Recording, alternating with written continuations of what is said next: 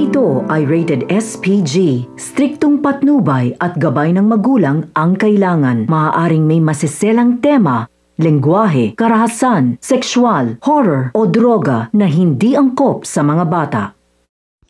Bago nga mag-solar eclipse ay isinagawa na nga ni Darius at ni Apo Berta ang kanilang ritual upang pagpalitin ang katawan ni Lucy at ni Farah.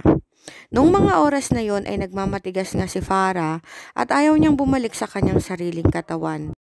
Ayon kay Apo Berta ay medyo nahihirapan nga ang katawan ni Lucy dahil na rin sa dalawa ang kaluluwang gustong pumasok dito. Nakiusap nga si Darius sa kanyang asawa na bumalik na ito sa kanyang sariling katawan dahil na rin hinihintay silang dalawa ni Cheska. Nang malingat nga si Farah ay nagmadali nga si Lucy na bumalik sa kanyang sariling katawan. Subalit ilang minuto pa ang hinintay nila bago nga mangyari na magising si Farah at si Lucy. Pagkagising nga ng dalawa ay agad nga nilang tinawag si Darius at medyo nalilito pa nga si Darius kung sino ang paniniwalaan sa dalawa.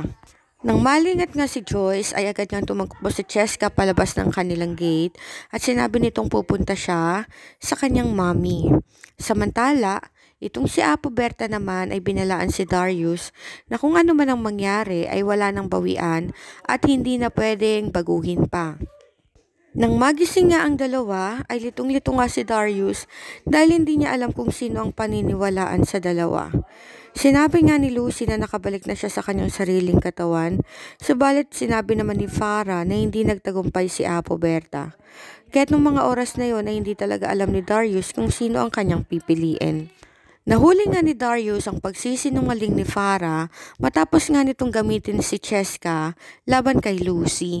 Kaya naman wala nang nagawa nga si Farah kundi aminin na lamang na nagtagumpay nga si Apo Berta na paalisin sa katawan ni Lucy itong si Farah.